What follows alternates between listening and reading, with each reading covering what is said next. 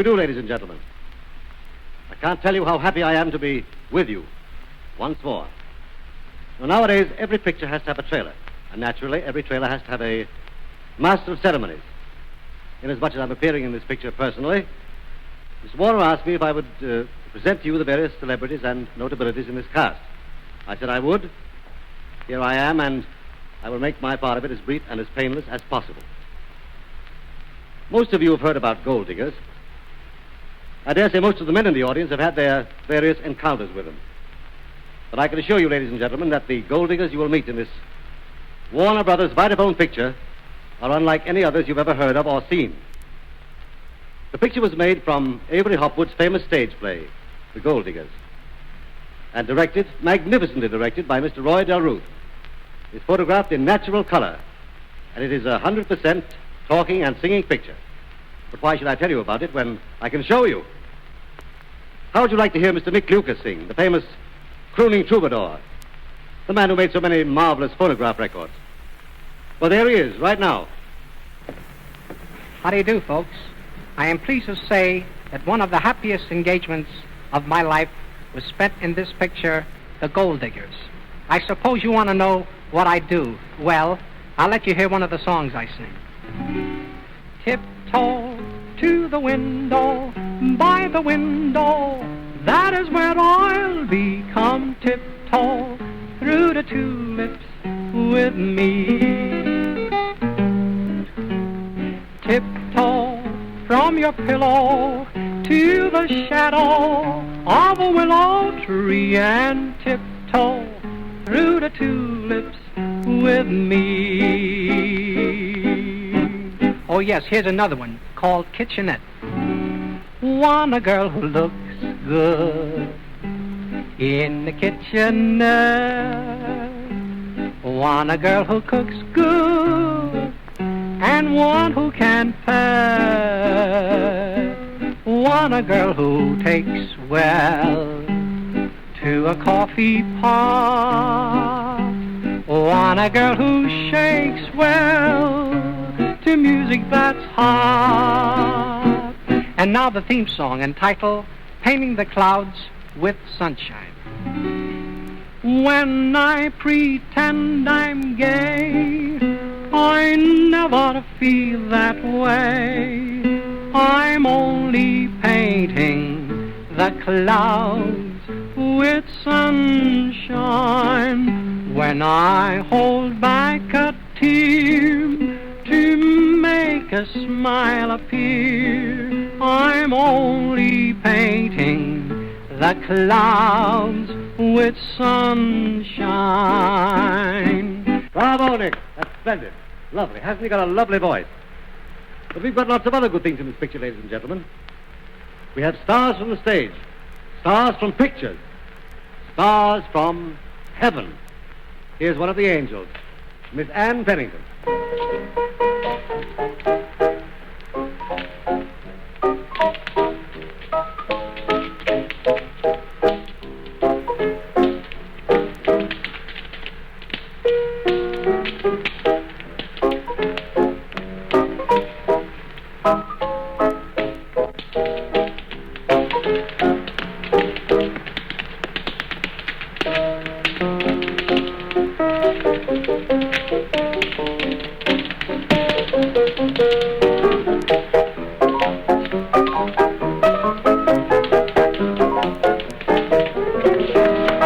Thank you very much, sir. That's splendid. That's splendid. And now I want you to meet another star of musical, comedy, and vaudeville, Miss Winnie Lightner. How are you, Miss Lightner? How do you do? How are you? Very well. Hello, everybody. Sweetie! Come on in here. Come on. You know, I never go any place without my sweetie. No? No. Oh, Mr. Tearle. You know Mr. Gran. I should say I do. We've played many a scene together in this picture, haven't we? How are you, Albert? Thank you, Conway. Not so very well. No? No, you know, I'm really exhausted.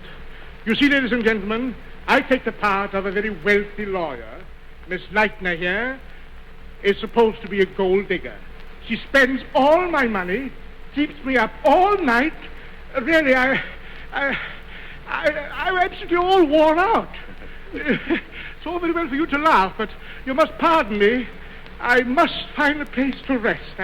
I'm sure you two will pardon me, won't you? Go on, sit down. Yes, I will sit down. Thanks very much. You know, Miss Lightner sings some corking songs in this picture. Miss Lightner, what is the chorus of that song, you know, that you sing? Mechanical Man? That's it. Would you sing the chorus? Yes. Thanks. I want a mechanical man, a super dynamical man. And if he picks on me, and he gives me a fuse, if he doesn't stop, I'll just turn off the juice by pressing a button or two. Say you'll do what I want him to do. If he doesn't love me in a great big way, I'll have his batteries charged, and then he'll be okay. Please, Miss Lightner. You're giving the whole show away. I'm sorry, but you can't hear any more. You know, we must keep something in reserve. Well, goodbye. I'll be seeing you in the funny paper. Goodbye. Hey, what's that? Pardon me a moment, please. I must see what this is. Oh, stop that, please. Don't you realize that everybody in the audience is looking at you? Ladies and gentlemen, these are the two young lovers of our picture, Helen Foster and Mr. William Bakewell. Whenever I turn my back on them, I find them doing what you see, making love. Helen, I'm surprised at you. What have you got to say for yourself? I love him. And you, Mr. Bakewell, what have you got to say for yourself? And I love her. Well, that seems to settle it. What's going on, Mr. Tearle? Well, hello, Miss Welford. I've just been introducing the members of the cast to the audience. This is Miss Nancy Welford. She plays the part of Jerry, played originally in the New York production by Miss Ina Clare. Will you sing us a song, Miss Surely. Thank you. Dig, dig, dig a little nugget out of your daddy's roll. Dig, dig, get your golden nugget close to your heart and soul. Don't be a 49er, the modern miner. Hey, what's going on here? Are we on time? Two other very charming members of our company, Miss Gertrude Short, Miss Lilyan Tashman. How do you do? How are you, Miss Short? Oh, I'm able to take a drink out of a bottle. Bottle? What of? You should know. Pardon me, I never even think of such things. How are you, Miss Tashman? Oh, I'm Tray Fattigay. Working in the cinema does one in, don't you think? Oh, ain't she a pain in the neck with her English accent? Topsy dear, don't say ain't. Oh, roll over, you're on your back. Ain't she vulgar? Oh, ladies, please, don't fight. Let's keep this wholesome. And now that you've met the members of the cast, ladies and gentlemen, I'd like to show you a big musical number staged by Mr. Larry Sabalas for this Warner Brothers Vitaphone production, The Gold Diggers of Broadway, which is coming to this theater soon. I thank you.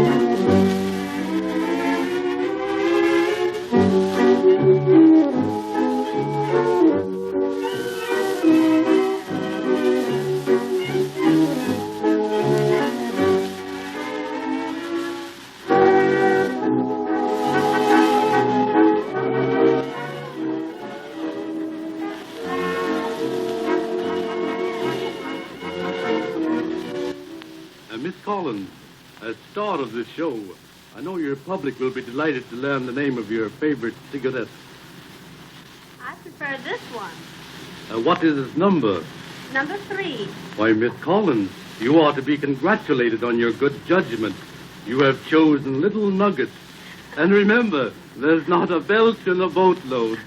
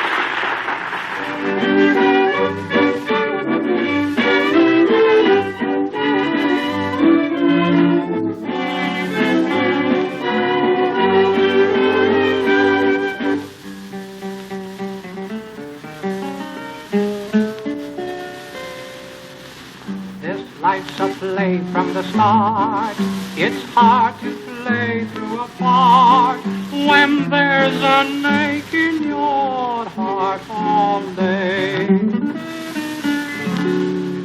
I have my dreams till the dawn. I wake to find they are gone, but still the play must go on. They say when I pretend I'm gay, I never feel that way. I'm only painting the clouds with sunshine.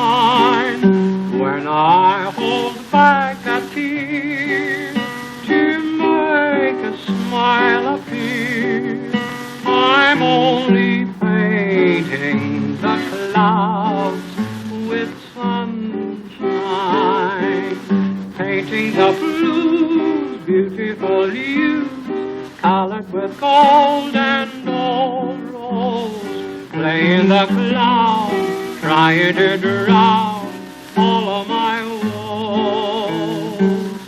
Though things may not look bright, they'll all turn out all right if I keep painting the clouds with sunshine. When I pretend I'm gay, I never feel that way. I'm only painting the clouds with sunshine. When I hold back a tear to make a smile appear, I'm only painting the clouds with sunshine.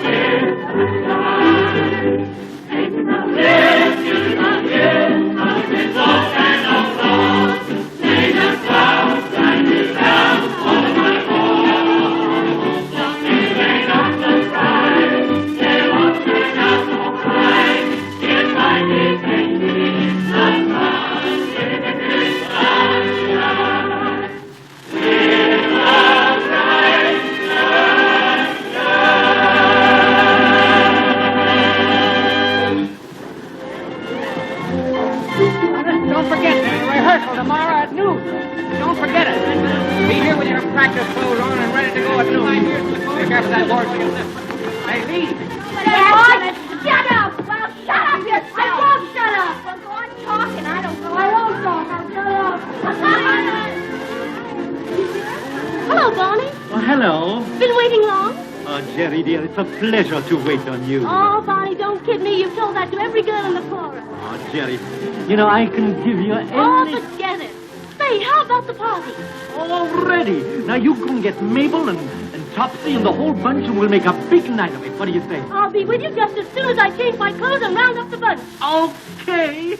Well, the girl I really admire is Jerry. Most of us are no slouches when it comes to getting the things we want, but we must up and declare ourselves. Oh, mister, please buy me that. But with Jerry, well, things just ooze her way. How does she do it? Jerry tries to be a good fellow, and the men like it. Pretty soft. The only way I can get anything out of a man is to knock him down or marry him. Furthermore, Jerry always makes the men come across and never does herself. The men will pay more for a thrill than the real thing. The sap. Well, I thrilled a big fly-paper man from Seattle the other night. At least I thought I did. And all he sent me was a postcard. Having wonderful time. Wish you were here. You girls are simply terrible. All you think of when you meet a man is how much money he's got. Well, what do you expect us to figure out, Girl Scout? How much we can save him by darning his socks? Hey, kids, hurry up. Bonnie's waiting to give us a party. Did he bring his horse? Come on. Oh, we're going on a party. Oh, we're going on a party. We're going to make...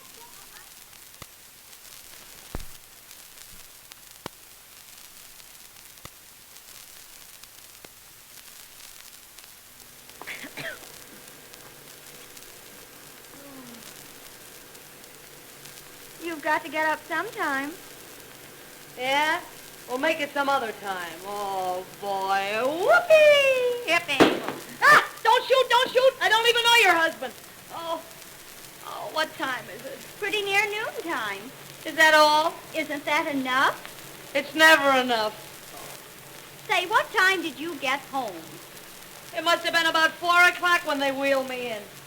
And some people think that showgirls don't have to work for a living. Do you call dancing all night with a lot of men working?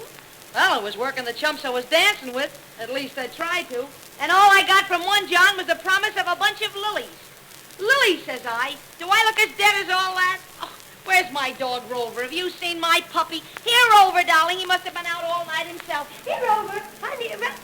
Oh, damn it. Oh, come on to your muddy. Oh, isn't Muddy's little pickle, darling? Somebody at the door, Sadie. Yes'm, I'm hurrying just as fast as I can go. Hey, Lightning, don't run too fast. You're liable to wear yourself out.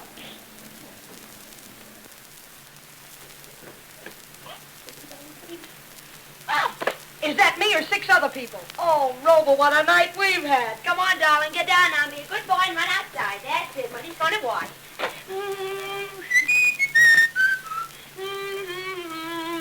Sweet and wine, you're the flower. Oh, I got the shake. Sweet and wine.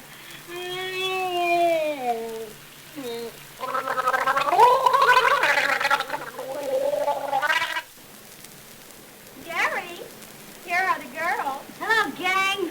Toodaloo, how's everybody? I say, Jerry, old fellow, what made you leave the party last night at such a disgustingly early hour? To come home and catch some sleep. Just an old Japanese custom. Can you tie that? A man worth 50 million or so, nuts about her, trotting around offering to slip fur coats and yachts in her pocket. She walks out on his party to come home and sleep. I told her to have her head examined. You girls forget that Jerry's understudying the star of our show. Sure. If I'm going to be a Gallicucci or Mary Garden, I can't be staying up all night. Say, a fat chance you have of playing that part, dearie. The Collins dame is so healthy, they'll have to take out her liver to make her miss a performance. Topsy, dear, don't become anatomical. Well, if she's wise, she'll stay healthy. Oh, say, what I could do to that part. You know, I've just been reading one of those energy books, How to Develop the Personality for 25 cents. I read them. Don't mean a thing. All it developed for me was an appetite and a lot of hills and valleys. I think it's a shame because I know Jerry'd be wonderful in the part. Listen to my press agent. Some flowers, Miss Jerry. Thanks. I think it's awful the way Barney keeps running after Jerry all the time, pestering her with flowers. Well, he can afford it. Yes, poor Barney struggling through life with only 100 million. Oh, would that I could share his burden. Mabel, you don't mean that you'd marry a man for his money. Well, what do you think I'd marry him for, dearie? His hazel eyes? Miss Jerry, do you want to see Miss Gray, or is you undisposed? Tell her to come right in, Sadie. Yes, Oh, are we de trop? Yes, is it possible, Jerry? We're crêpe de chine. Don't go, please. I want... Oh, I'm sorry, Miss Lamar. If I'd known you were busy... No, not at all. Girls, I want you to meet Miss Gray. She has the most wonderful toilet soap, and you're going to buy a lot of it. It's wonderful soap, lady. Parker's Pink of Perfection. It comes in a small, compact case, beautifully scented, with lilac, lavender, and violet. It's 30 cents a case, $3 a dozen, $30 for 12 dozen. You save $6 that way. Well, what of it? Topsy, if it's possible, be a lady. Oh, so sorry. I never use soap. That is, I mean to say, I don't need any. Of course you do, Eleanor. Everybody does. Put her down for a dozen bars. Jerry. Thanks. Serves you right for mooching my cold cream all these years. And you can put her down for 2 dozen. Hey, wait a minute. What do you think I am, a laundry? See that lady in there? She's big, got a lot to wash. Put her down for a gross. A gross? Sure. If you have any left over, you can wash Rover. I never use soap on Rover. It's bad for his complexion. I'll take a dozen of the lilac, Miss Gray. And you can put me down for a gross, lavender and violet mix. Oh, this is wonderful. I'm so much obliged to all of you. Thank you so much indeed. So long. Come around some Friday when you're selling fish. I'll buy a gross. Thank you very much, ladies. Goodbye.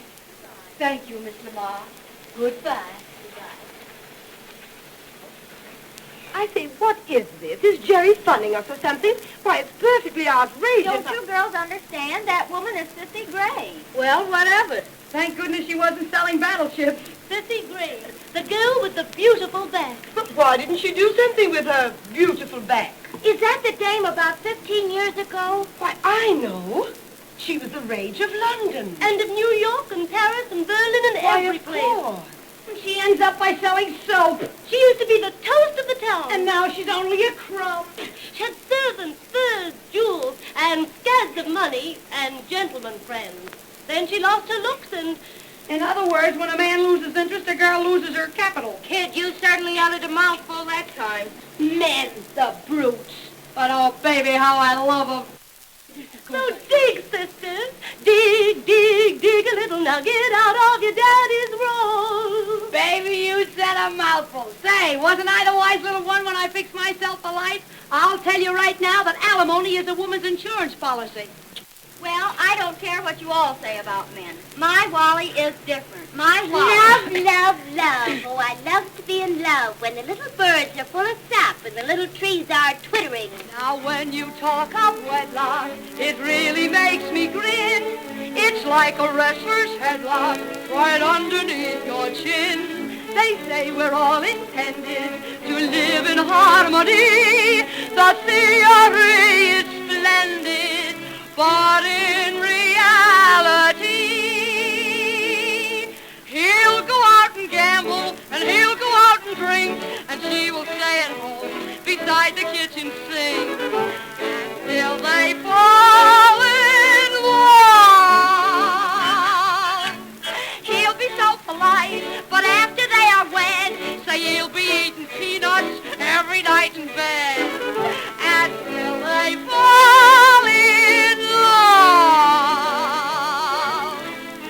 Oh, how different lovers are when a little knot is tied.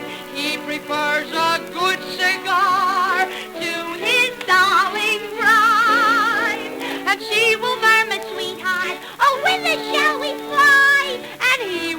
softly say, oh, go lay down and die, and you're all in love. Stop teasing the kid, will you? I think you all are just horrid. Except Jerry. Gosh, it must be wonderful to have it as bad as Vi has. Well, thank heavens I have a marble heart. Not to mention a bone head. Jerry, weren't you ever in love? Never. I've had whooping cough, measles, and the mumps. But thank goodness I escaped love. Say, Mabel, how about you? Yep, I caught it once. Got married. And was that guy mean?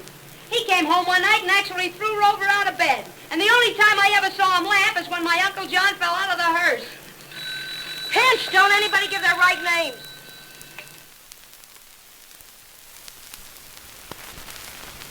Hello? Tell him to come right up. It's Wally, dear. Wally?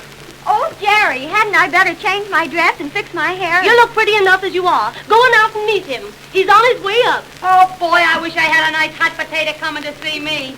Somebody better feed Mabel a man pretty soon. She's getting hungry. That's right. I'm getting to the point where I don't care what kind of a man he is, as long as he has pants and an income. And you're not so particular about the pants, are you, darling? Please remember my bridge work. Well, when he got back from California this morning, I told him that I was going to marry an actress. Vi, he calls you an actress. That's what love does to a man. What I really told him was the truth, that she was in the chorus. The minute I mentioned the word chorus, he flew up and hit the ceiling. When I walked out on him, he was just starting through the roof. But he hasn't even seen me. That wouldn't make any difference to a stubborn idiot like him. He blatted away, yelling that all chorus girls were alike. Smoked, drank, sat up all night, wallowed in furs and jewels, and... oh, he's a corker. I don't smoke and I don't drink. And the only time the poor kid ever stayed up after midnight was when her grandma was sick. Yes, but try and convince Uncle Stephen. What's more, he's on his way over here this very minute to raise the dickens. I rushed over here ahead of him to tell Violet not to let him frighten her. Good. Let him come over. It'll be a great chance for him to meet Violet. Then he can see for himself what a sweet kid she really is. Jerry, dear, please. I couldn't talk to him. Why, I'd die of fright. Don't let him scare you, honey. What burns me up is the things he's been saying about us show people. Wally, will he really come here? He will, and probably with old man Blake, his lawyer. He doesn't go to bed nights without consulting his lawyer. Well, if he gets tough, he'll need a doctor as well as a lawyer. I was never so frightened in all my life. I dread him coming here. I don't feel like cheering myself. Trying to think of how to calm him. He'll probably be on fire when he gets here. I'll take care of him. I live here. He'll insult nobody in my home. Come on, kids. I'll have Sadie get you some lunch. And he says to me, dearie, do you believe in love in a cottage? Sure, says I, but the cottage must be in my name. You imagine that, guy? No, you're just a type. Well, of course, I think what Topsy was just telling us in the bedroom is very interesting. Well, it's this way. When I want one thing, I don't run after it. Well, you should. It would reduce you. Well, I don't. I just sit at home and concentrate. Well, chicken, what do you do when you sit at home and concentrate? I just make a mental image of what I want, and I sit and look at it till I get it. Of course, it doesn't always work 100%. Once I concentrated on a chinchilla coat.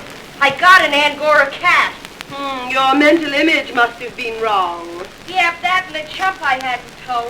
Girls, don't tell anybody, but Wally's uncle is coming, so you run along. I'll see you at the theater tonight. Bye-bye. Oh, well, good enough, old thing. We were just going to toddle along anyway. Say, Jerry, how old is Wally's uncle? Lay off. If there's any nice old men floating around, I live here. Maybe he isn't so old. Come on now, everybody out. Hurry up.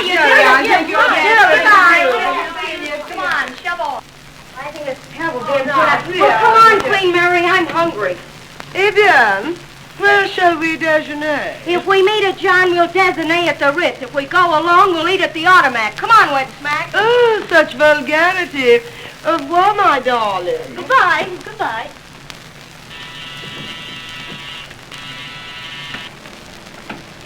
Hello? Tell him to come right up. Jerry, was that Uncle Steve who just phoned? Yes. Get back in the dining room, please. Mabel, dear darling, get out of here quickly. Go have your face lifted or get x-rayed or something. Yeah, I'll go and have my balloon tires pumped up. Sadie, quick, the door. Yeah? I'm hurrying just as fast as I can.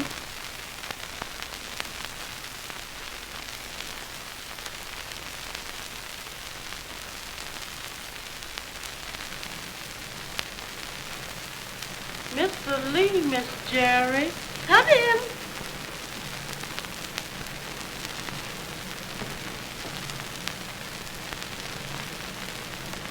Now, Mr. Lee, Wally's uncle. Oh, yes. I'm Jerry Lamar. Won't you sit down? So this is where you live, eh? Yes, this is where I live. Just the sort of place that would attract a young man in his first love affair. Young idiot. Where is Wally? He'll be back. Afraid to face me, eh? Please, Mr. Lee, I didn't really think it was... I know all about it. The important thing is you're trying to ensnare my nephew. Not at all. I personally... Would you mind not interrupting? You want to marry Wally? But I tell you, There's nothing you can tell me. I understand the situation perfectly. All right, have it your way. I want to marry Wally. And you're somewhat influenced by the fact that you'll acquire a few $1 million as well as a husband. Oh, nonsense. Young lady, I wish to make this definite statement to you here and now. If Wally marries you, he won't have a cent. Not one single penny. I don't want a penny. Wouldn't know what to do with one. Mr. Lee, this is really all very silly. Well, of course, if you intend to treat it as a joke, we'll... But it is. It's a beautiful joke, and the joke's on you. Oh? What do you mean? I'll tell you later, and the later I tell you, the better the joke will be. Miss Lamar, what I object to is the whole idea of Wally marrying a chorus girl, whether it's you or anybody else. Say, what did a chorus girl ever do to you? Nothing. What I mean is this. If I married a girl, I'd hate to think that any man who had the price of a theater ticket would have the privilege of seeing her on the stage undressed. Oh, Mr. Lee, I'm blushing. Well, partly undressed. I feel that's a privilege that should be reserved for the husband. Oh, you goody-goody man. Miss Lamar, I made the mistake of trying to treat you as an intellectual equal. I gave you credit for a certain amount of common sense and good breeding. I see now that I was completely wrong. Good day. Oh, please, Mr. Lee, don't be so cruel. Don't ask me to give Wally up. Please let me marry him. Don't you understand? I love him, now, love what's him. the use of hysterics? I never alter my decisions.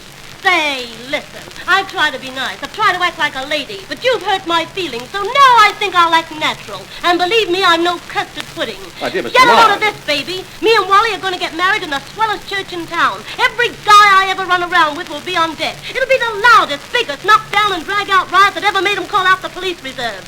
Like it or lump it, he's going to marry me. Try that on your Aunt Emma's piano. I realize that any further discussion between us personally is quite impossible. You force me to consult my lawyer. He's waiting for me downstairs. Bring him up. Bring your lawyer. The police, the fire department, the Marines, but nobody can take Wally away from me. What's happened? Uncle Steve just went down to get his lawyer. He's frothing at the mouth. Oh, I told you he was hopeless. Hopeless is right. He walks in here, takes it for granted that I was violent, wanted to marry you, and wouldn't even let me explain. But an idea hit me while he was raving. Yes, sir, a hot idea. Little wild, but good. What is it? Well, as long as he insisted I wanted to marry Wally, I egged him on. Well, what are we going to do about it? The plan is perfectly simple. I'm a bold, bad, scheming hussy fighting to marry Wally. If I lay it on thick enough, Uncle Steve will get down on his knees to any girl who'll have Wally away from me. And you're that girl, Vi. Don't you understand? Jerry, that's a great idea. I think so, too.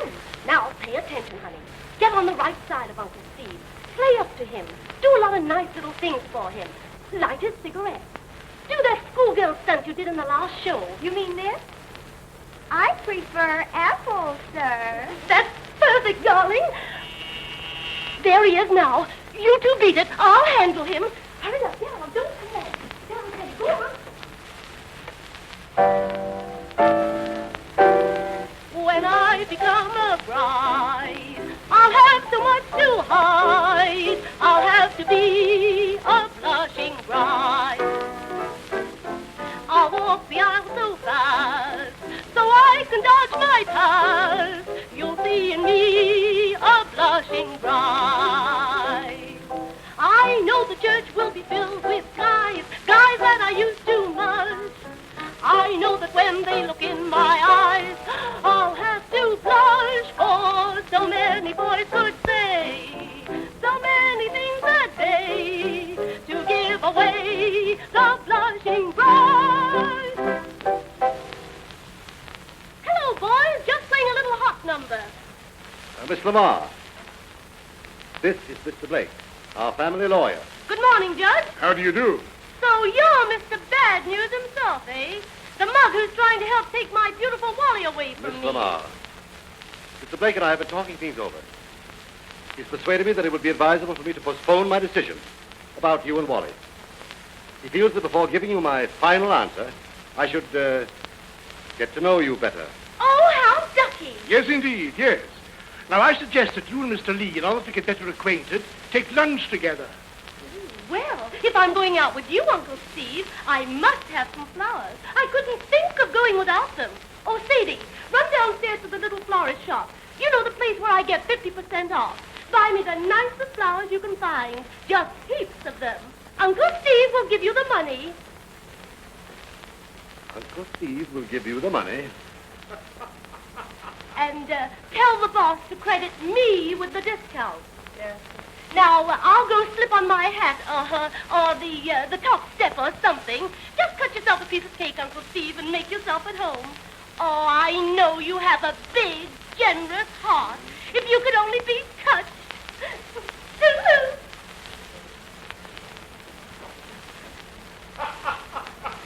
She touched you all right. It's a nice thing you've done for me. Getting me mixed up with this girl. Now, Steve, listen to reason. I know what I'm doing. I doubt it. Now, if you continue as you began by opposing Wally, you know he'll just go ahead and marry the girl with or without your consent.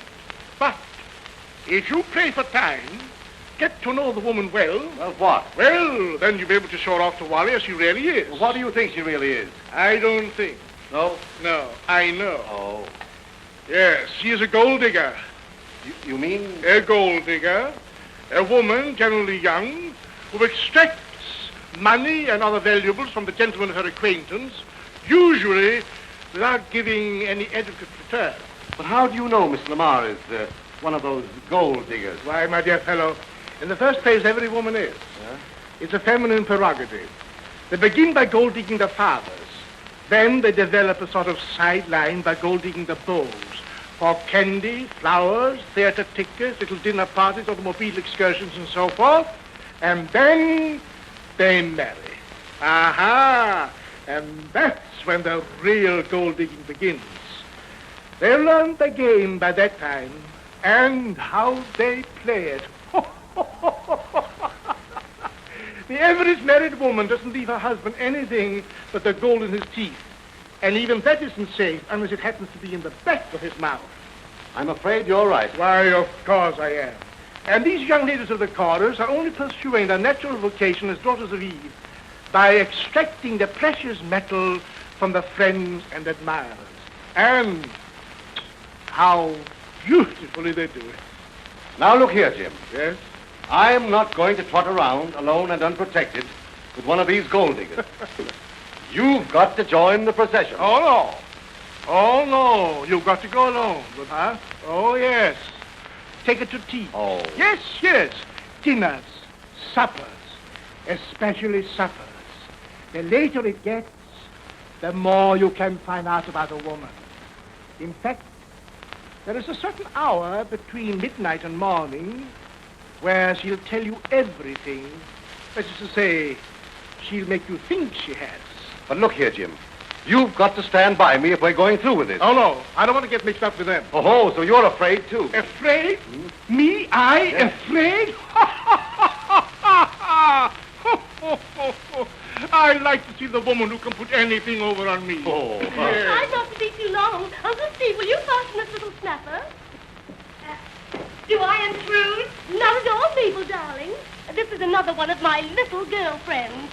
Mabel, dear, I want you to meet Wally's uncle, Mr. Lee. How do you do? So charmed. And this is Mr. Blake. Oh, I'm delighted. Simply delighted. Stick 'em.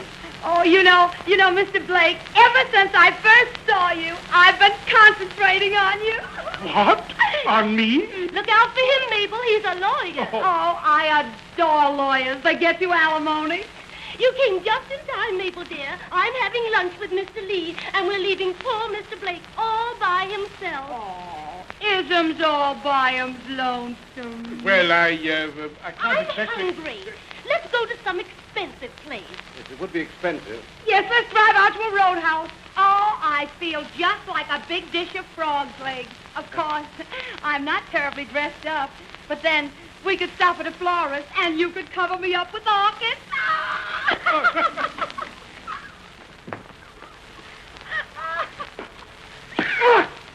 You know, Mr. Blake, the very moment I laid my two eyes on you, I knew you were my weakness. What? Hasn't Mabel taken to Mr. Blake? I'm so glad. She's usually so timid with strangers. Such a gentle little thing. Well, sweetie, now that we're acquainted, let's go places and do things. My dear young lady, really, what can I say? You know, Steve, explain to the young lady, please. You explain it yourself. I've got troubles enough of my own. Oh, you know, Mr. Blake, I'm going to like you an awful lot, because you're my weakness now.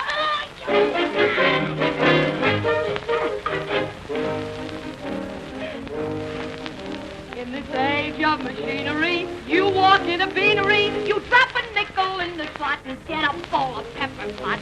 That's how you dine today. There's the airplane and radio and the talking picture show. Everything's electrified, mechanically we fly and ride. We'll soon make love that way. I want a mechanical man, a super dynamical man. Say if he picks on me and he gives me a fuse, if he doesn't stop, I'll just turn off the fuse by pressing a button or two. He'll do what I want him to do. Say if he doesn't love me in a great big way, I'll have his battery charged and then he'll be okay. I think it's a marvelous plan, don't you, to have a mechanical man. I want a mechanical man, a cylinder type of a man. Each evening at 10, I'll turn down the lights, I'll switch on the dial, and he'll kiss me goodnight. I'll teach him to cook and to sleep, and I'll get him to tuck me to sleep. If he gets run down and can't give me a thrill, I'll go and trade him right in for someone else who will. I'll trade him right in for a man who can, a brand new mechanical man. Oh, you little rat. Come on, darling, let's go. Come on. I can't go. Come on. Please, I have to get out and get some fresh air. Young lady, Here's your mittens, here. Here's your sticks. Here, wait a minute, come on, here. Here's your Kelly. Come on, let's go, come on. Please. Here we go. Come on, let me see you. Steve! Steve!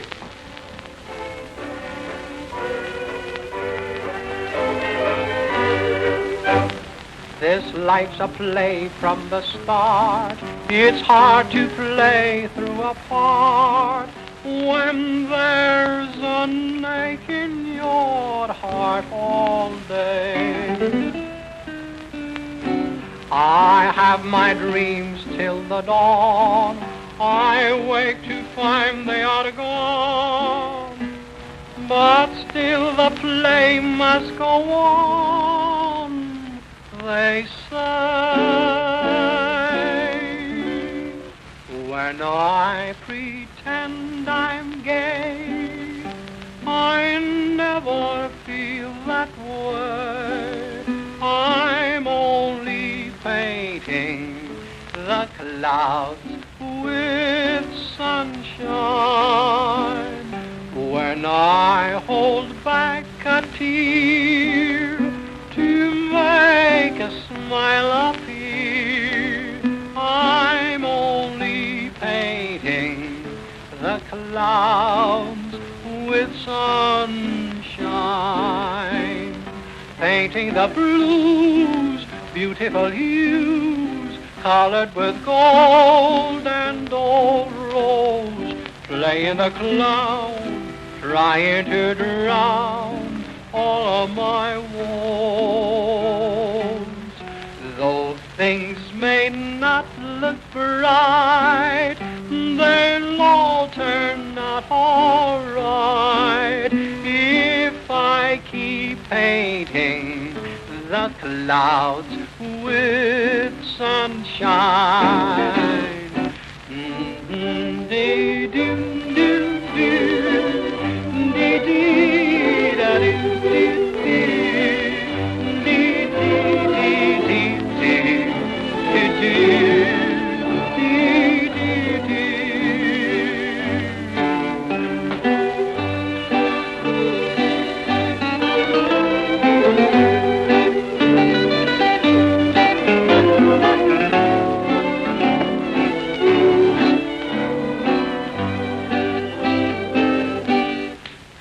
painting the blues, beautiful hues, colored with gold and old rose, play in the clouds, trying to drown all of my woes.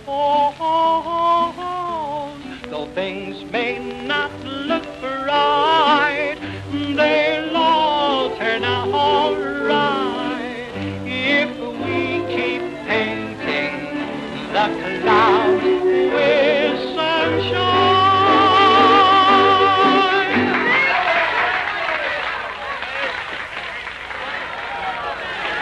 A note for you, Miss Lamar. Oh, thanks. You're welcome. Oh, Uncle Steve, can you imagine? A note from one of my jealous boyfriends. Oh, really? Excuse me, please. I'll be back just as soon as I get rid of him. All right. Toodaloo. Bye.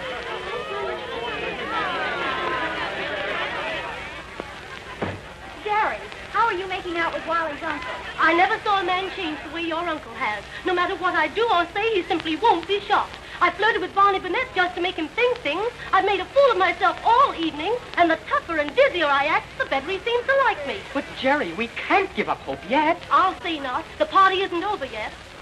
Say, I've an idea. I'll bring Uncle Steve and the crowd to my apartment. You kids run ahead. I'll meet you there. Okay. Oh, sweetie, isn't that what a good time? Oh, please don't do that. Oh, isn't Steve? Well, not exactly, but... I'm sorry, dear. So sorry. But you're my weakness now. Please! Don't you see I'm coming all apart? Oh, sweetie. Say, listen, I'm going to sing you a nice little song.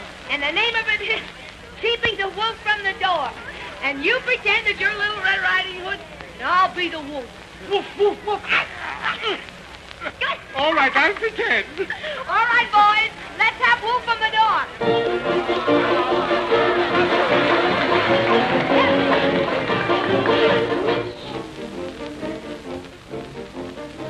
In every chorus lady's life, there comes a time of storm and strife when she requires monetary aid. With salaries so very slim to satisfy each little whim, it's quite impossible, I am afraid. While ladies of leisure, they go find their pleasure, following the hounds all day. How can we hunt foxes when our landlord stocks us rents that we can pay? It drives a girlie dizzy when she's gotta keep so busy, keeping the wolf from the door. So hard knocks never hurt you, they may bruise the lady's virtue, keeping the wolf from the door. I've got a conscience, let me park it somewhere in the care of a nice millionaire. Still I am not complaining, for I've had a lot of training, keeping the wolf from the door. Keeping the wolf from the door. A girl without finances often must accept advances, keeping the wolf from the door. You must use concentration to maintain your reputation, keeping the wolf from the door. Each Mary wants some lamb who might have to steal, instead of a wolf who will snap at her heels. Now listen, girls, you'll find it always pays to be broad-minded, keeping the wolf from the door. Wolf, wolf, wolf, keeping the wolf from the door. Oh, boy, here I come, baby. Come on.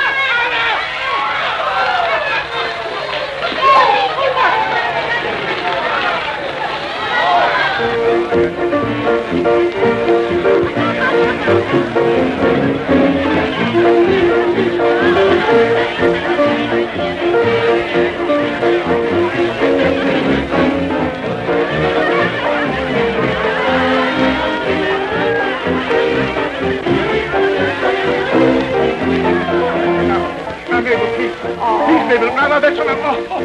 Oh, dear Mabel, you know, I'm all in. I've never done anything like this before. Baby, it's about time you were starting.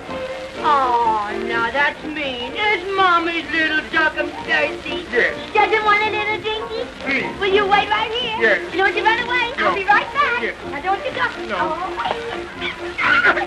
No, Mabel. Mabel,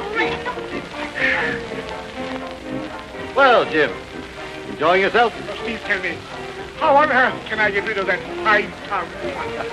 You know, she is the roughest, noisiest girl I have ever met. Cheaper for you if you married her. Oh, don't mention it. Oh, the mere idea gives me cold shivers and fever. As it is, I am frightened stiff of a breach of promise suit. That's what she is working for. I can see it in her eye. But aren't you getting an awful kick out of all this? No. Aren't you having the time of your life? Aren't you? I say, what on earth is the matter with you? Oh, I'm living, Jim. Just living. Living? It's youth, fun, gaiety, laughter. We've been letting ourselves get old. These young people are dancing the kinks out of our knees and out of our hearts. The spirit of youth. You ought to welcome it. Ah, my dear fellow, we come into this thing here on a quest of youth. No? No. We came here to save Wally and find out something about that Lamar woman. And what have we accomplished? Nothing. Absolutely nothing. Except losing a lot of sleep and losing a lot of money. But, Jim, it takes time to get to know a girl intimately. Besides, I'm beginning to like these showgirls. What? Yes.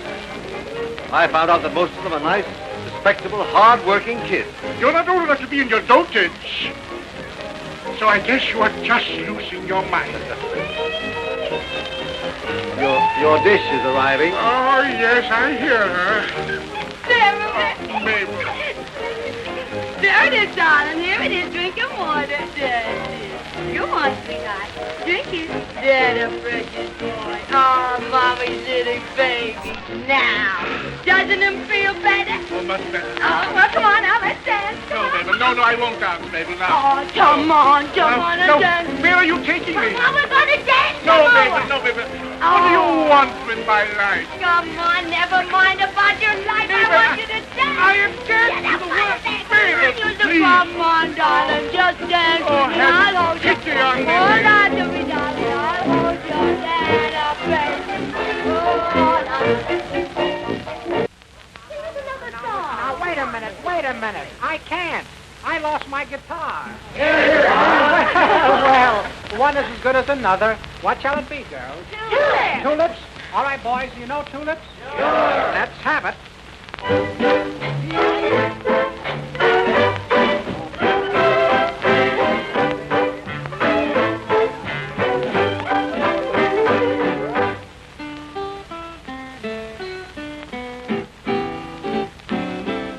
Shades of night are creeping, willow trees are weeping, old folks and babies are sleeping. Silver stars are gleaming, all alone I'm scheming to get you off here, my dear. Come, tiptoe to the window, by the window, that is where I'll be. Come, tiptoe through the tulips with me.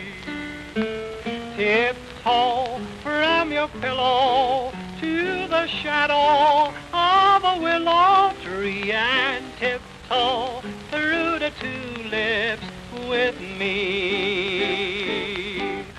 Knee deep in flowers we'll stray, we'll keep the showers away, and if I kiss you in the garden, in the moonlight, will you pardon me? Come tiptoe through the tulips with me.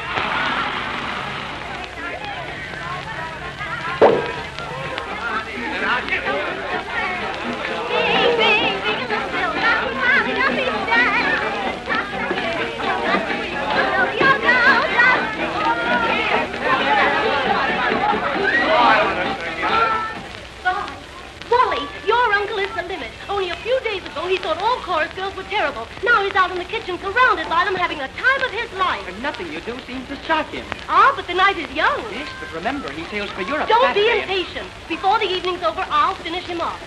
See, I've got old Mabel's jewelry, and I borrowed Eleanor's $10,000 ring just to make me look rich and reckless.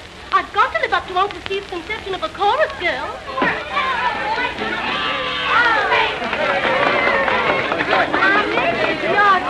Well, do you really want to hear me sing?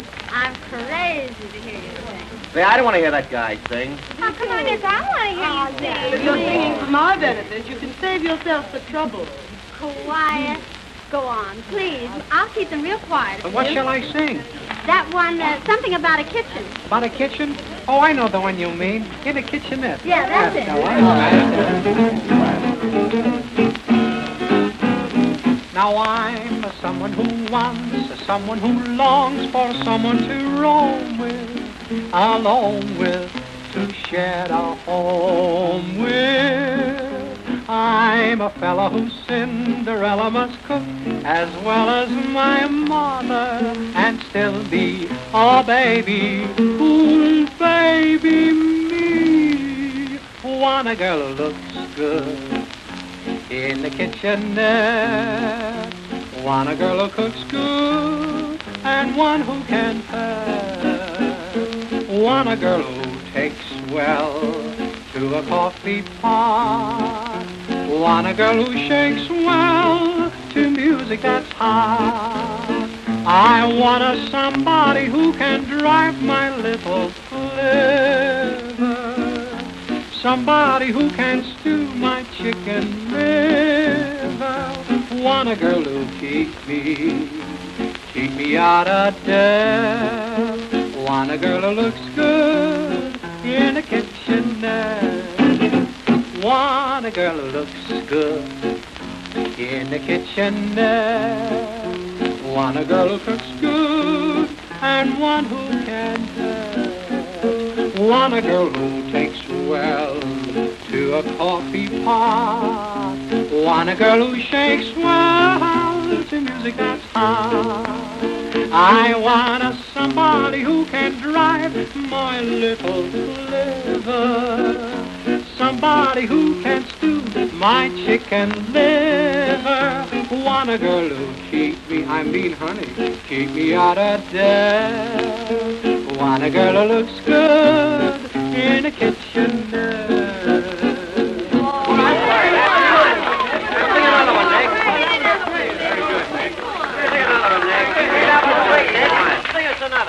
Oh, it was marvelous. Please sing some more. All right.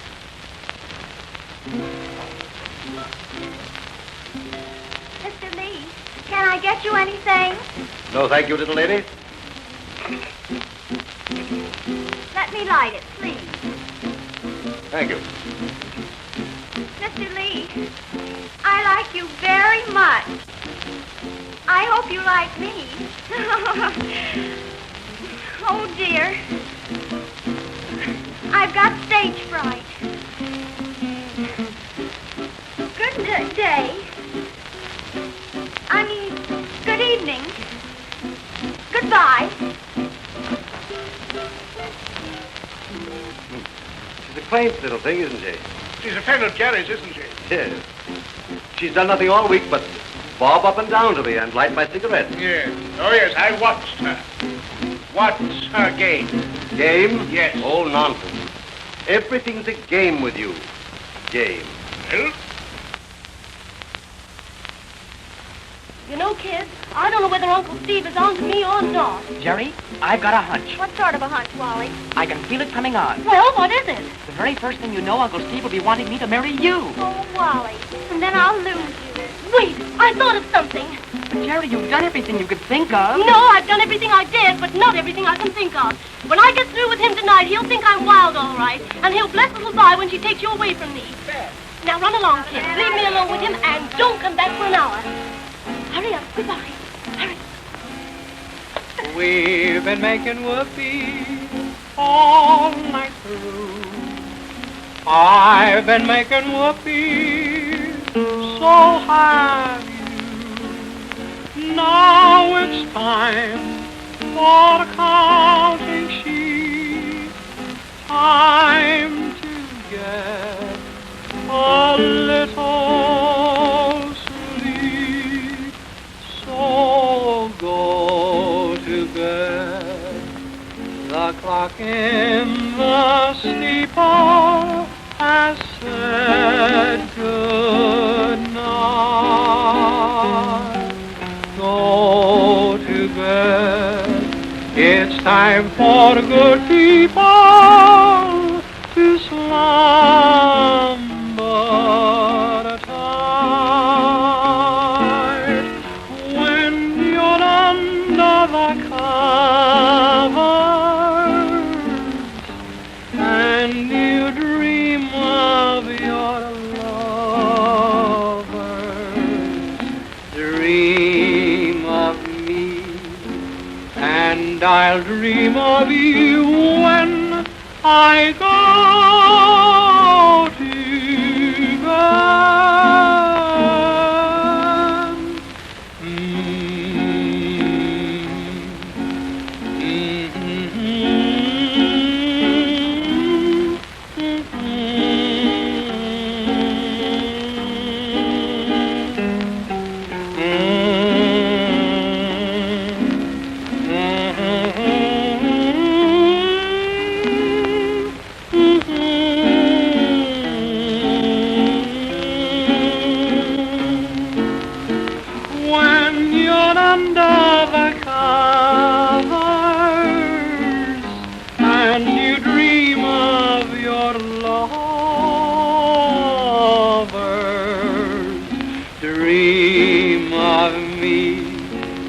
And I'll dream of you when I go to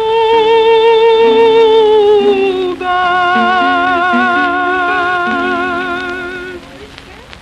That was very good. You know, Jim, I think it's about time you went back to Mabel. She's probably looking for you. No, I am darned if I will. This is the first peaceful moment I've had all evening. Oh. I told you so. Winnie, have you been hiding from your little Mabel? Mabel, Jim's been telling me how utterly lonesome he's been without you. Oh. And he's also confided to me that he wants to give you a little present. Oh, sweetie. I couldn't let you do that. Why, you've already been so generous. What is it, a diamond necklace? Now, don't you dare give me a diamond necklace. I'm trying to restrain myself. Oh, I know what it is. A nice little bitty automobile. What about 4 or 5 yachts? Nope, I always get seasick. But a car. Oh, not one of those great big foreign cars. Just a simple little Lincoln. Something very chaste. Maybe purple with ducky green wheels. And of course I need a chauffeur. Now, Mabel, please wait a moment. I tell you what, let's do. What? More fun, sweetie. Let's take a car and drive down to Automobile Row and window shop. And if we see anything we like, we'll buy it in the morning. No. I'm sleepy and I want to go to bed. Come on, the fresh air will do you. No, I don't want to go window shopping, no. Oh. In fact, I can't afford to buy you a car. Oh, yes, you can. No, I cannot. Oh, yes, you can. No, Oh, what's the use? Mabel, don't you see? It would hurt your reputation if I were to buy you a car. Oh, that's right. Yes. People would talk, wouldn't they, sweetie? Well, of course. You see, a man doesn't buy a girl a car unless he's engaged or married or something. Oh, sweetie, you're so nosy. No, I'm not. Oh, no. You have nothing in handwriting. Oh. You have no witnesses. Sweetie, propose. Mabel, please, Mabel, do be sensible, will you? Oh, I wonder if Rover takes to you. Eh? Oh, I could never marry a man that Rover didn't like. But my sister takes to you. Oh, yes, I forgot all about your sister. Oh, don't you remember, sweetie? We're twins. Aren't you glad? If anything happens to me, you'll always have her. Please, Mabel, don't knock me about. Come on, let's go. No, I won't go. Come on. I don't want to go window shopping. You're going window shopping. I want to go to bed. You're not going to bed. I want to go to put bed. your head on and take me down and buy me a nice little automobile. I will not. Come on and buy me a Come on, please buy me a great big automobile. Oh, please buy me an automobile. A nice big automobile. Please buy me.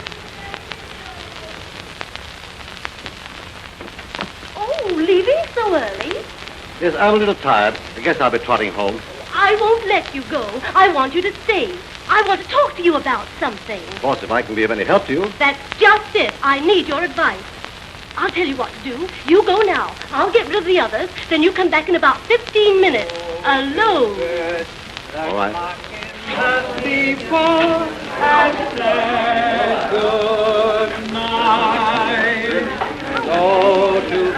Jay, will you ride home?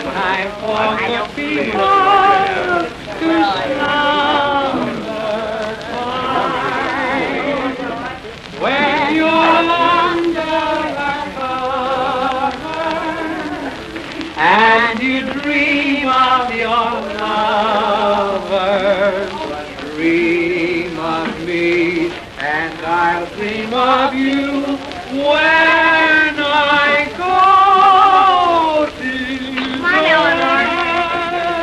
Back in 15 minutes. All right.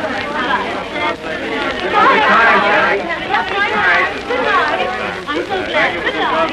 Good night. I'm so glad. Come again. Good night. Oh, well, I say, Jerry, dear, it's been a perfectly charming party. One seldom sees quite this sort of thing in jolly old London, does one? Ah, bet all the tea and shiny you ain't never seen London. Topsy, dear, don't say ain't. And, darling, don't be any more vulgar than you can help. Furthermore, remember, I'm teaching you to ride at 10 tomorrow morning. I still don't want to go home. It's too early. Off with you, Topsy. Remember, even if you didn't have to ride in the morning, we've got a rehearsal at noon. Charming affair. Enjoyed it no end, old fruit. So glad. Good night. Au revoir. Good night. Oh, Uncle Steve, I feel so bad tonight. Hooray! Toodaloo!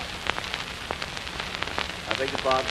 When I say toodaloo, you say toodle too. Must I really? Toodaloo! Oh, I feel so foolish. Oh, very well, then. Toodaloo.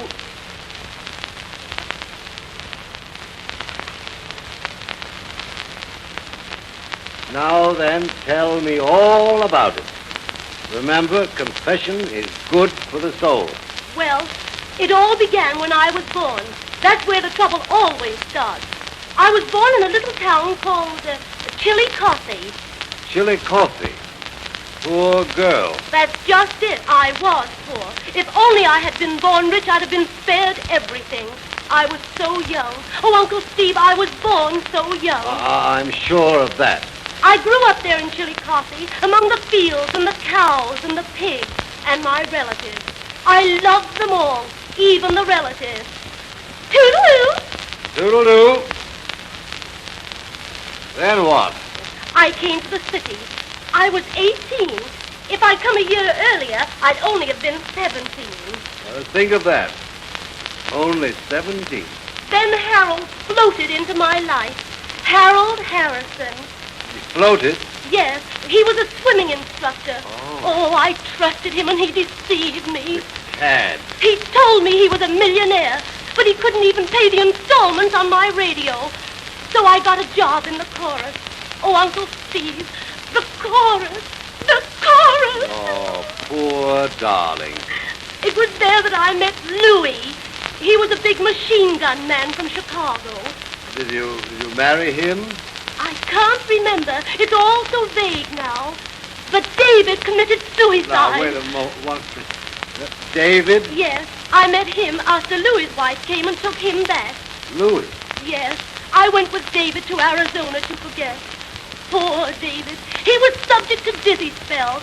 He lost his balance and fell in Grand Canyon. Great Scott, how tragic. Oh, I was heartbroken. Toodaloo. Toodaloo. Right after that, I met Ferdy. Oh, he made life miserable for me. Just think, Uncle Steve, one night I was asleep on the couch when he came home. He gathered a lot of newspapers together and started a fire under me. Fire? I mean, after all, why a fire? He said I was cold to him. They had to call the fire department to put me out. Oh, I'll stand for a good deal. But as I said to 30, no gentleman, as is a gentleman, would ever start a fire under a lady. Absolutely not. Then there was Alonzo. He was Spanish. I met him before he was Spanish. He lived on garlic and hot tamales. And he chased me with a razor. Good Lord. Garlic and a razor. That's a terrible combination. Oh, but he didn't catch me. I took the next train to Newark. Oh, I was desperate. I wanted to get away from it all, away from the world, away from men. Oh, but Uncle Steve, there are men, even in Newark. Now then, Jerry, you're commencing to cry all over again. I don't like to hear you go on like this. I shouldn't have taken Wally away from Vi. Vi's such a good girl, Uncle Steve. Nobody can say a word about Vi. She'd make a good wife for Wally. But if he doesn't care for But he her... does. He does. I came along. I dazzled him. But he'll get over it. He'll go back to Vi. Oh, and then, Uncle Steve, oh, you'll let him marry her? Please say yes. Well, It wouldn't be right for me to marry Wally. I've been such an awfully bad woman. You have not. You mustn't say such things. You've been Pardon me. You've been unfortunate, that's all. I think that you're the dearest, sweetest girl I ever met. Mr. Lee, do you realize what you're saying? During this last week, I've learned your real character, your true self. I think you're a fine person. And from the bottom of my heart, Jerry, I honestly respect you. I guess this has gone far enough, and I'll... Jerry, if I thought for one moment that you could love me, I'd be only too proud to ask you to marry me. Well, after what you've just said, I can't let you go on thinking... But Jerry, you don't seem at all too lewd.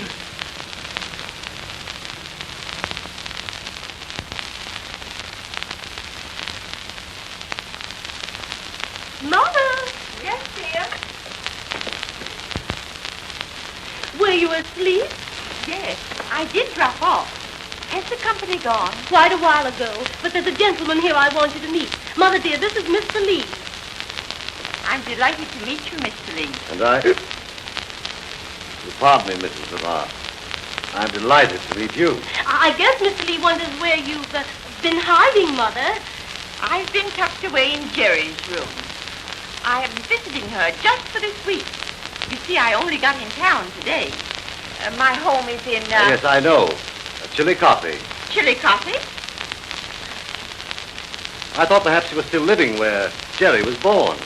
Jerry was born in Boston. We've always lived in Boston. You see, Mother, I was sort of telling Mrs. Mr. Lamar, I mustn't keep you up any longer. Good night. Good night, Mr. Lee.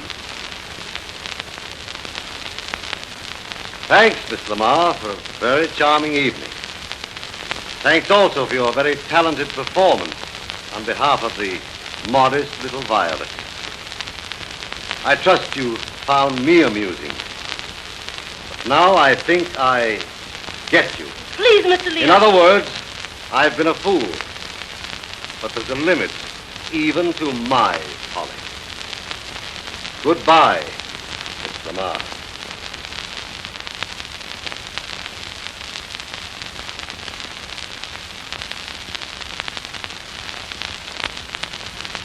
Jerry, what has happened? I'm so ashamed. He'll never forgive me.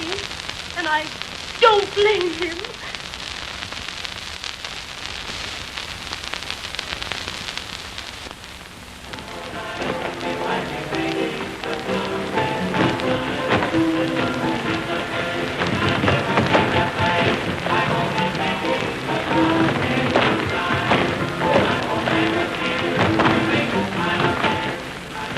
I don't feel like rehearsing today. Oh, why doesn't Uncle Steve call me up and bawl me out or write me a nasty letter? Anything's better than never hearing from him again. I've made a mess of everything, and I did want to help you two kids, but I've just spilled the beans. No, you haven't, Jerry. Your uncle will hate showgirls more than ever now, but he's seen enough of little Vi to know that she's all right. We've accomplished that much anyhow. Yes, your only chance is to go to him and tell him the truth. Hey, Jerry, what's wrong with Toppy St. Clair and that dizzy Eleanor dame? They haven't shown up for rehearsal yet. I don't know. I haven't seen them since last night. Well, it's a wonder they wouldn't call me up and offer me a lot of excuses.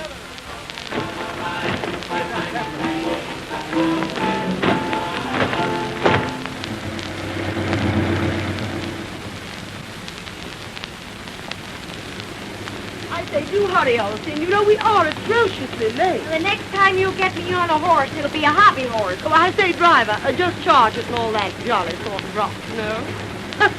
Well, you won't be able to set and concentrate for a while.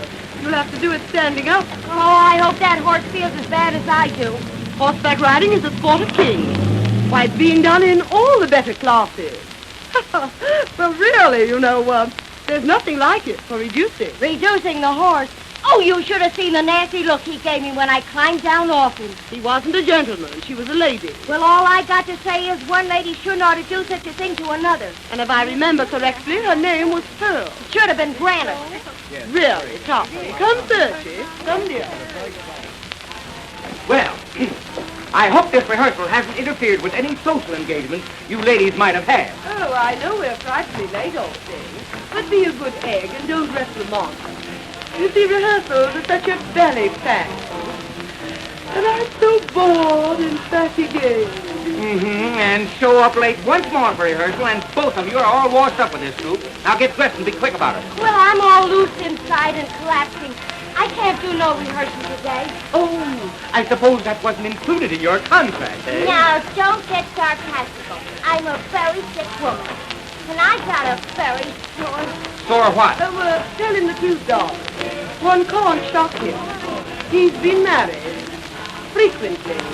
Well, I had an accident. I was horseback riding. Oh, use your imagination. Now you quit stalling and get upstairs and get dressed and get down on this stage before I tell you what I really think of you. Now, Thru. Grand is no name for it, but you can imagine what he thinks of me now. Well, I never dreamed I'd see you as sappy as you are over any man. You're not half as surprised as I am. Well, not that I want to be a killjoy, but don't take him so serious. Late at night when they're all lit up like Macy's windows, gentlemen say a lot of things they don't remember. Don't you think he meant what he said about wanting to marry me? He might have thought he meant it, but I don't believe anything any man tells me after 10 o'clock at night. Listen, baby, I've had him promise me diamonds at supper and the next morning send me up a box of stuffed prunes. Hey, Jerry, come on, snap out of it. We're ready for that next number. And you, start memorizing that extra line. Do you know it? Sure, I know it. Well, let's hear it. I am the spirit of the ages and the progress of civilization. I am the spirit. Oh, darn it, I've forgotten that second line. Isn't that... I am the spirit of the ages. And what a spirit. Hello, sweetie. Why, I've been concentrating on you all afternoon. Yes? But I never thought you'd walk in on me like this. No? What are you doing? I'm rehearsing. Oh. They gave me an extra line. All my life I've wanted one more line. Now that I've got it, I forgot the darn thing. Well, don't you worry, my dear. You know, the orchestra will play so loud while you're on the stage that nobody will hear you anyway. That's right. Yes. I tell you what, let's do. You take me out and buy me a nice, great big lunch, and then we'll... Oh, yes, and then we'll buy the car you saw in the window last night this morning. Oh, I was kidding last night. You're such a sweet thing. I don't want you to get me that car. Well, I'll be... Why, Mabel? Well, you know, ever since I met that girl that was selling the show, I've been doing an awful lot of thinking. Yes? Well, you see, sweetie, as long as this old carcass holds together, everything is all right. But it's a losing fight. I can't keep up this massage business forever. And if I have my face lifted much more, it'll be on the top of my head. Oh, nonsense, Mabel, dear. Why, you are still young, and very attractive. Oh, heaven bless you for them kind words, sweetie. Now, if you want to be a real pal and a regular fella, you give me the money that it's going to cost for that automobile, and I'll put it in the bank. Because poor Mabel doesn't want to spend her old age peddling dope. Well, it's a bargain. All right. Now, Mabel, I would... Well, what is it, sweetie?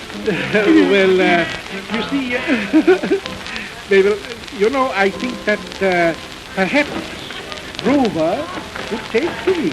Oh, sweetie, you're proposing again. Now, Mabel, please now, you know, well, perhaps I am. Oh, sweetie, propose, sweetie, propose, sweetie, There propose, you go sweetie, again, propose, Mabel, sweetie, around propose, here. sweetie, propose, Quiet, quiet. quiet. How do you expect us to go on with this rehearsal with you lovebirds chattering out there? I beg your pardon, sir. It's all my...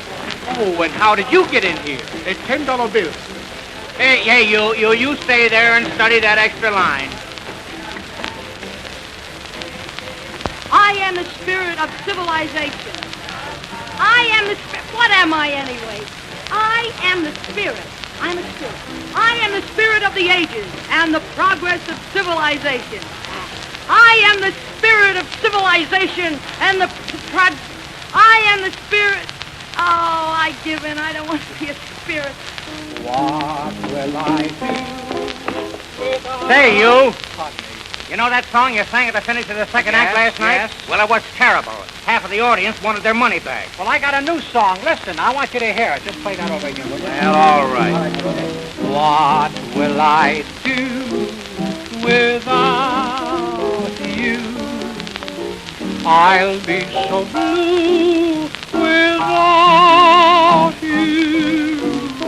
Where will I go when you go away? Who do I know to go out and play with? I've been so wild about you. I'll be a child without you. When my lips burn for the kiss I yearn for, what will I do without you? You're telling me what I can't see right in your eyes. You want to go, it's better so, I realize. It's going to grieve me to see you go before you leave me. Please let me know. What will I do without you? I'll be so blue without you. Where will I go when you go away?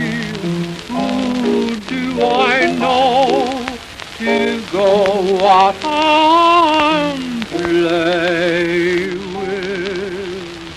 I've been so wild about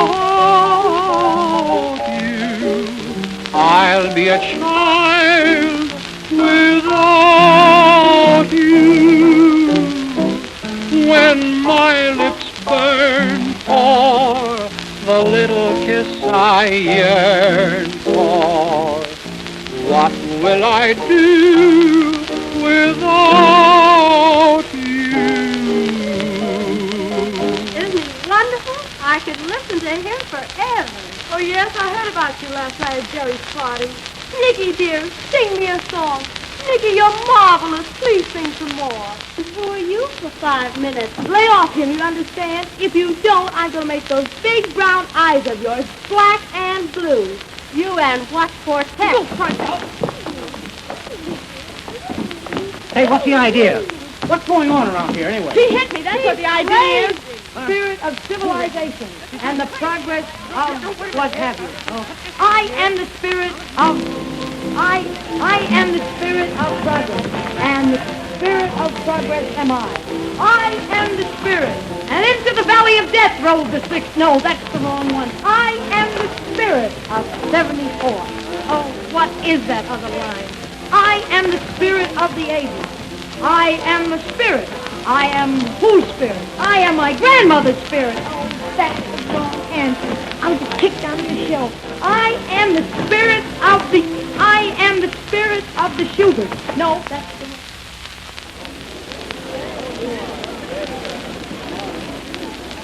And the progress of civilization. I am the spirit of... Well, Doc, how's the eye? Oh, I've tried to cover it up with makeup, but it's hopeless. I can't go on like this. Oh, gee, this is great, and the show's just about ready to start.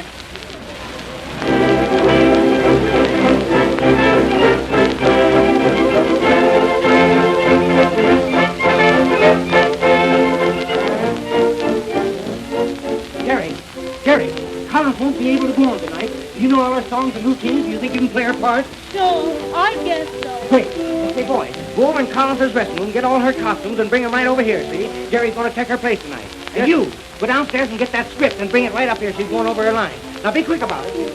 Hey, Jerry, we only got about 15 minutes, so make it snappy. Good luck, kid.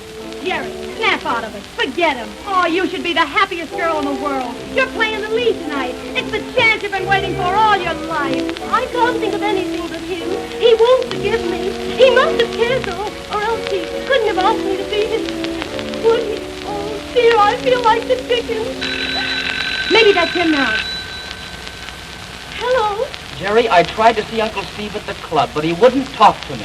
Well, I guess it's all over then. I'm sorry for you kids. I've made a mess of things for you as well as myself. I wish I knew what to do.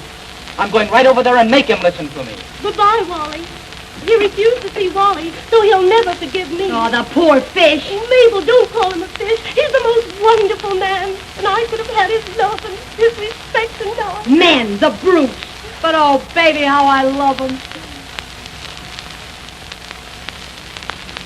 I am the spirit of the ages and the progress of civilization.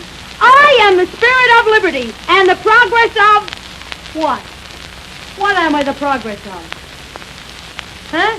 Tell a guy, huh? Will you? Help me out? What am I the progress of? I'm the progress of some darn thing or other. Maybe it's next week.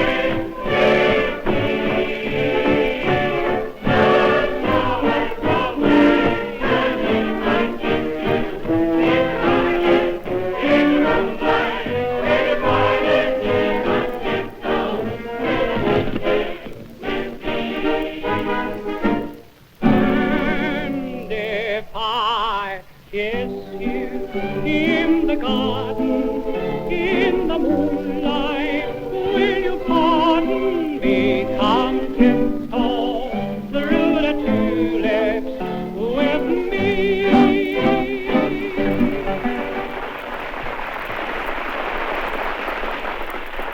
Progress of civilization. I am the spirit of the ages and the progress of civilization. Well, you're a pain in the neck to me, Jerry.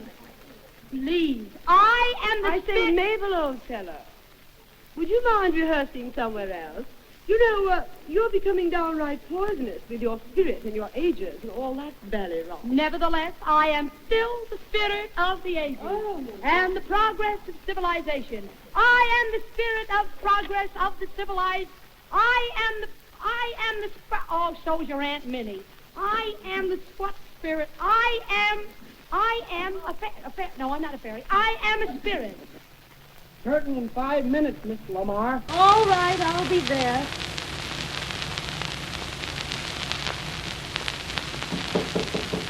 Please let me alone. Who is it? May I come in? Yes, please come in, Mr. Lee. Oh, I'm so glad you came. Lamar, Jerry, isn't it splendid? What's here? That Uncle's given his consent. He really has. I'm so happy. And now we're going right down to Tiffany's and get a nice big diamond ring. Say, wait a moment, you kids. What are you going to use for money? We don't need money, mister. Uncle Steve, as long as we have each other. You might find that difficult to explain to Tiffany. Well, dash along and spend your money. And if you need any more, you can call on me. Oh, Uncle Steve, thank you. Goodbye, Jerry. Goodbye, Uncle Steve. Boy, I'm crazy about that girl. You seem to be.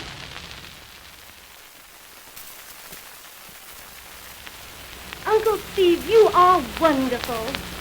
Jerry, last night when I was in a somewhat toodaloo condition, I said several things. I distinctly remember saying one thing. I asked you to marry me. I see now that I was a little hasty, and I wish to apologize. Why should you apologize if you didn't mean it? What makes you think I didn't mean it? I've been told that a man doesn't mean anything he says after 2 a.m. when he's toodalooed. Jerry, you mustn't believe all that you've been told. Do you remember anything else you said last night? 3 more minutes, Miss Lamar. All right, I'll be there. Go ahead, Uncle Steve. I remember saying that you were the sweetest, dearest girl that I'd ever met. Do you still think so? I certainly do. Oh, Jerry, I love you. I love you very much. Won't you please marry me? Look out, Uncle Steve. You don't know what you're letting yourself in for. There's quite a family of us. There's Mother and Bobby. Bobby? Bobby's my little brother. He lives with Mother. Just 5, Uncle Steve. I've always looked after him, and I must keep on doing so. Oh, but Bobby needs so many things. A pony and lots of clothes. And he eats so much. Then, of course, he'll grow up, and you'll send him to school and to college and start him in business. Then there's Uncle Charlie and Cousin Minnie. Jerry, what are you doing to me? You know what I'm doing. I'm gold digging. Waiting, Miss Lamar. All right, I'm coming. Lots of luck tonight, Jerry. Steve, you're a darling.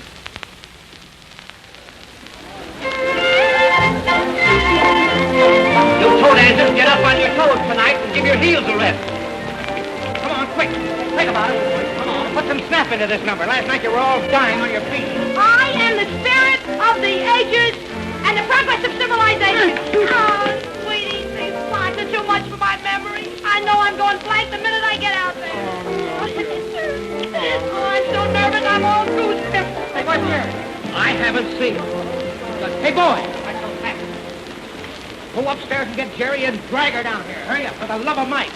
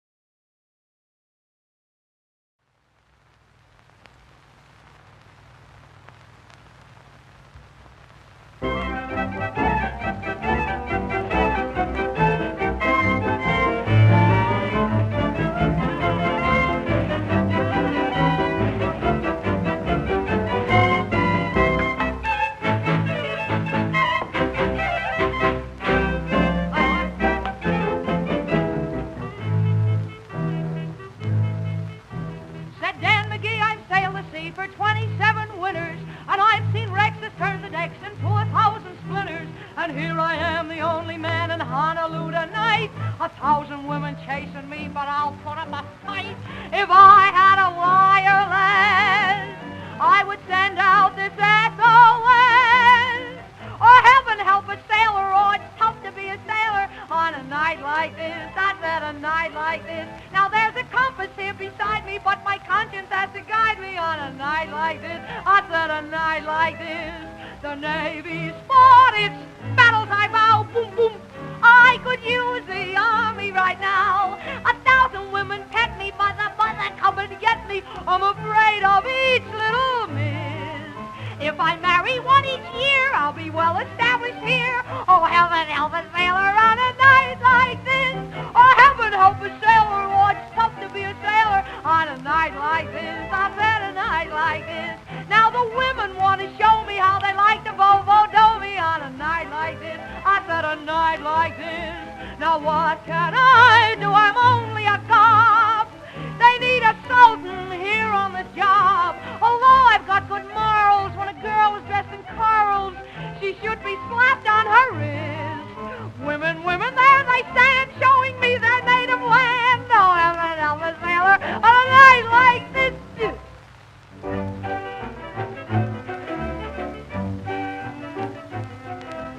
Papas I've had of every kind, but a good one I simply couldn't find. Each one that I had, sooner or later went bad. I just was out of luck somehow, but all those days are over now. At last I've got one I can hold. He's just about 12 years old. I'm sick and tired being stung.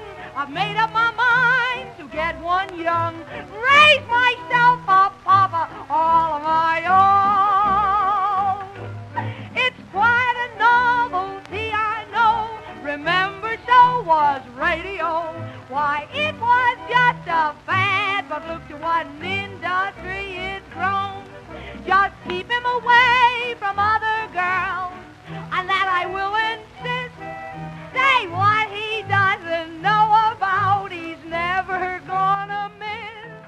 Now 12 is pretty young, they say, but when they're older than that, they're too blasé. I'm gonna raise myself a papa all of my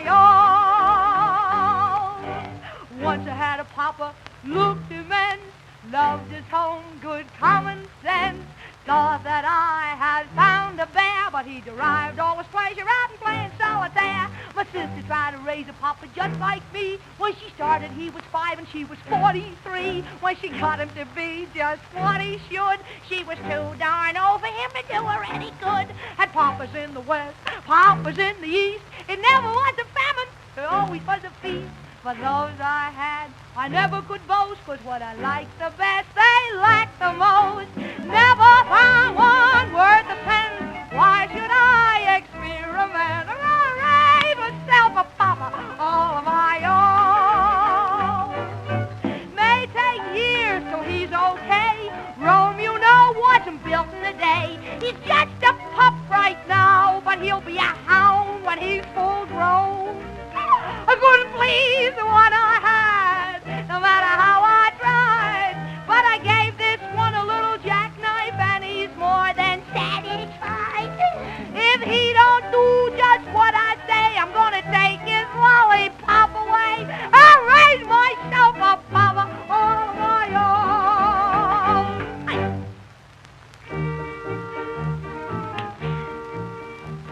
My dearest friend can't comprehend why I'm just as happy as a lord.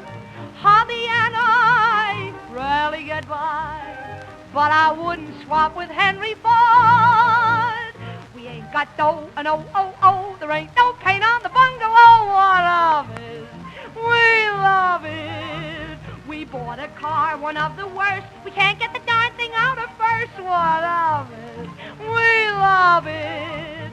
We don't go to the moving pictures for our thrills. Our love scenes would make the movies look like stills. When I met him, I met my fate. Our marriage is so companionate. What of it? We love it. He starts to work at 8, but then gets downtown around 7:30.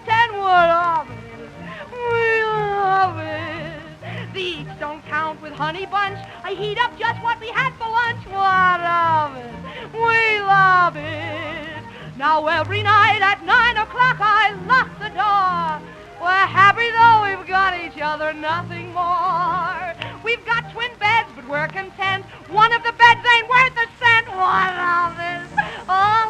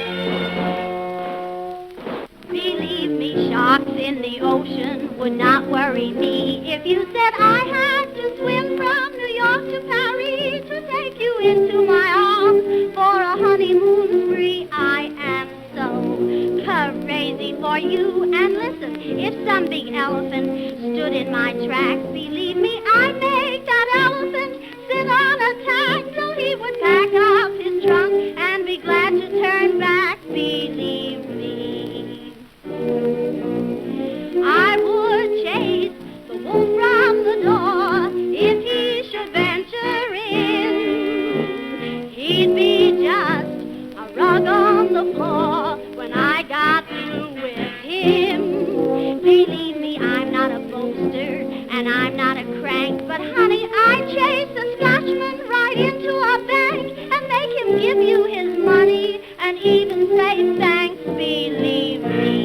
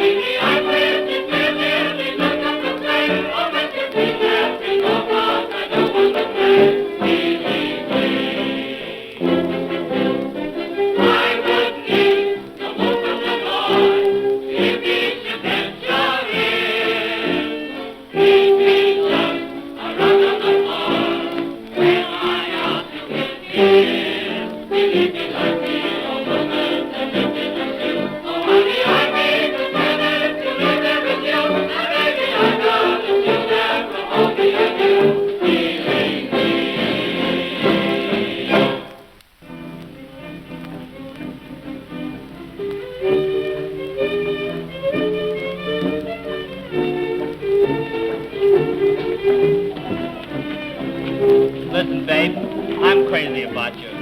Will you marry me? You'd marry me when you know what everyone is saying. Oh, what do I care what they say? Will you marry me? Gee, I wish I could, Chick, but I'm afraid. Bush says if he can't have me, no one will. Why, he'd kill anyone he found me with. You do love me, though, don't you, babe? Yes, I do, Chick. Come on, everybody, let's go. We open up in an hour. Hey, Romeo and Juliet, come on with that love song. Some men crave big, high-powered cars, not me. While some go in for big cigars, not me. But I've got a yen for you when you're meant for me. And I'd elocute, but it wouldn't suit my personality. My tongue gets worse than out of joint. So I'll be terse and to the point. Dear, I gotta have you just gotta have you. If you could look in my heart, you would see I gotta have you. Wherever I go, whatever I do, I'll always dream of the day when you'll be a dream come true. I've told 1,000,000 stars, say Venus and Mars know of you.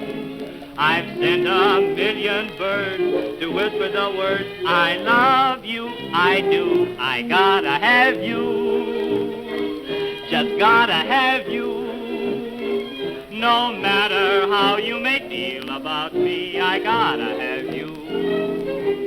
I gotta have you, just gotta have you.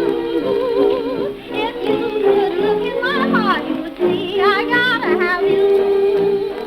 Wherever I go, whatever I do, I'll always dream of the day when you'll be a dream that come true. I've told 1,000,000 stars, say Venus and Mars know of you. I've sent 1,000,000 birds to whisper the words, I love you. I gotta have you, just gotta have you. No matter how you may feel about me, I gotta have you. Hey. Hey! Come here.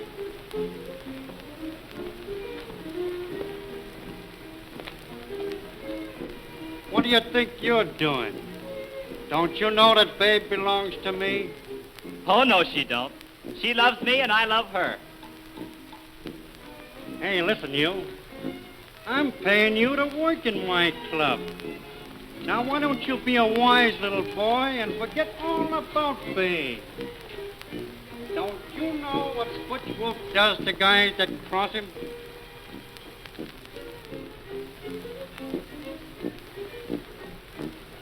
Hey, where did you learn to dance? Around a maypole?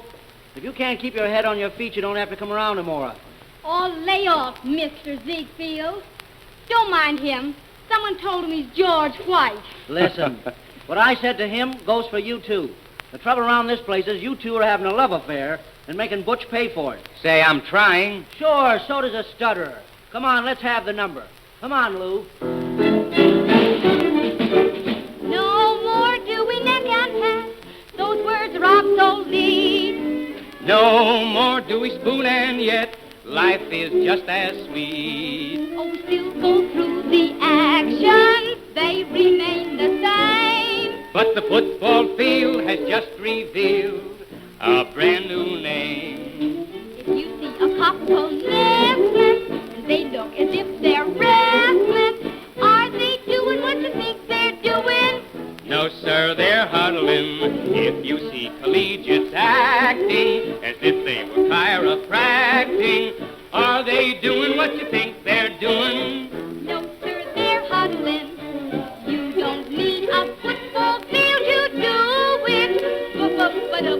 Find a lonely spot and go right to it. Boop-hoop-de-doop, when two lovers park their flivver, you see the flivver quiver. Are they doing what you think they're doing? Yes, sir, they're huddling.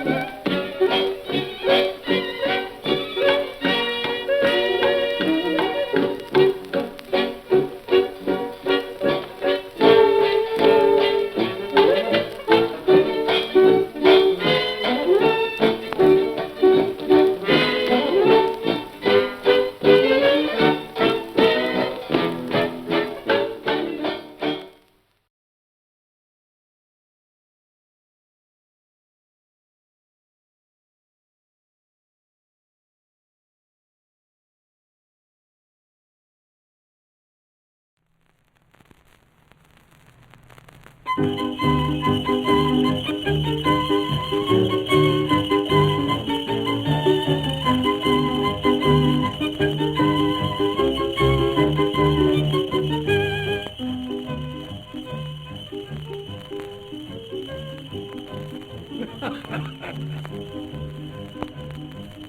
good friends, just before Christmas, I am a very busy man. For, as you know, at Christmas time, I must be everywhere.